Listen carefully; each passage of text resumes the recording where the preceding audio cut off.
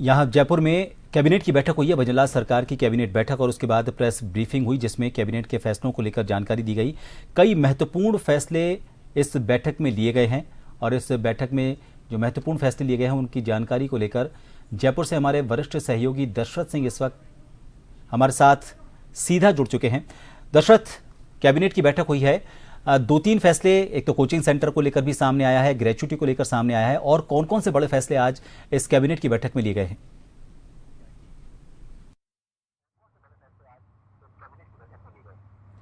देखिए, सबसे बड़ा जो फैसला है प्रभात यही है कि जो कोचिंग सेंटर्स में जो बच्चे पढ़ते हैं और वहाँ पर वो सुसाइड करते हैं, उस सुसाइड को रोकने के लिए सरकार एक बिल लेकर आ रही है।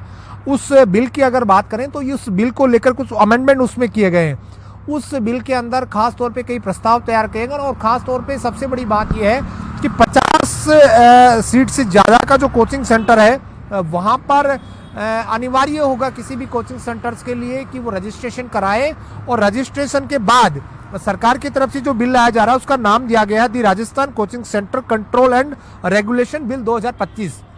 इस बिल को लेकर संसदीय कार्य मंत्री की तरफ से ये कहा गया कि वर्तमान में जो मौजूदा बजट सत्र चल रहा है उसी सत्र में ये बिल सदन के अंदर रखा जाएगा और कोशिश रहेगी पारित करवाया जाए। उसके बाद राज्यपाल की मंजूरी के लिए जाएगा और इस बिल में खास तौर पे जो सुसाइड के जो केसेज हैं उसको रोकने की बड़ी कवायद, एक मेंटल जो स्ट्रेस होता है बच्चों में, उस स्ट्रेस को कैसे कम किया जाए, कैसे उनकी काउंसलिंग की जाए, ये तमाम जो चीज़ें हैं वो इस बिल के अंदर रखी गई हैं। दूसरी अगर बड़ी बात करें तो एक इसमें कैबिनेट की बैठक में राज्य की नई कौशल नीति को भी मंजूरी दी गई है। इसके अंदर खास तौर पे प्रोफेशनल और कामगार जो होते हैं उनकी ट्रेनिंग, जो यूथ है खास तौर पे भजनलाल सरकार का ये मानना है कि बेरोजगारी जिस गति से बढ़ रही है, सरकारी नौकरी हर किसी को दे पाना इतना आसान नहीं होता। तो ऐसे में जो पढ़े लिखे लोग हैं उनको कैसे कौशल के माध्यम से उनको शिक्षित करके और वो एक उनको लाइन मिले ताकि वो रोजगार के साधन उपलब्ध होने पर वो नौकरी पा सकें। कामगार जो मजदूर हैं उनको भी कौशल के बारे में ट्रेनिंग दी जाएगी। तो ऐसे में एक नीति ये सरकार की तरफ से लाई जा रही है। इस नीति के तहत तमाम जो लोग हैं उनको कैसे लाभान्वित करने की कोशिश की जाएगी।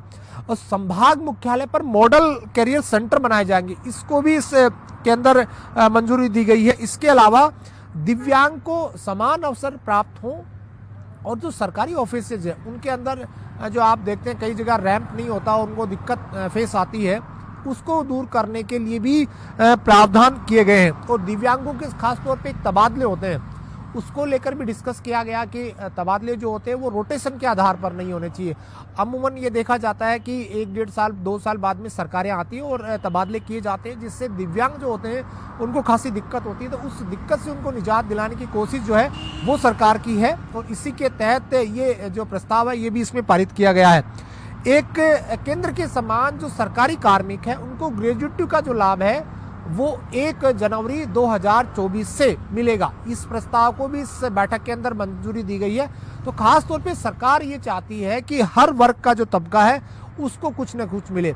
साथ ही सरकार की ये मंशा है कि राजस्थान बिजली में कैसे आत्मनिर्भर बने। सरकार का ये मानस है, दावा है कि 2028 तक राजस्थान आत्मनिर्भर स्टेट एनर्जी के क्षेत्र में बने। इसलिए सरकार की तरफ से चाहे जैसलमेर की बात करें या बीकानेर की बात करें तो कई जो प्राइवेट जो कंपनी है उनको सोलर पार्क बनाने के लिए जमीन आवंटन जो होता है उसकी जो फाइल है उनको भी इस कैबिनेट की बैठक में मंजूरी दी गई है। बहरहाल कई महत्वपूर्ण जो फैसले हैं वो इस कैबिनेट की बैठक में हुए। तकरीबन 1.5 घंटे के करीब ये कैबिनेट की बैठक चली, जिसकी अध्यक्षता मुख्यमंत्री ने की। हालांकि 2 मंत्री, हालांकि दिया कुमारी जो डिप्टी सीएम है वो आईफा के चलते नहीं पहुंच पाई, और दूसरे जो कैबिनेट मंत्री है किरोड़ी लाल मीणा जो कई समय से विधानसभा भी नहीं आ रहे और कैबिनेट की बैठकों में नहीं आ रहे, तो वो नहीं है। बाकी तमाम जो कैबिनेट के सदस्य हैं वो इस जो बैठक हुई थी इसमें मौजूद रहे। प्रभात, बहुत शुक्रिया दर्शक तमाम जानकारी के लिए। तो कैबिनेट की महत्वपूर्ण बैठक हुई।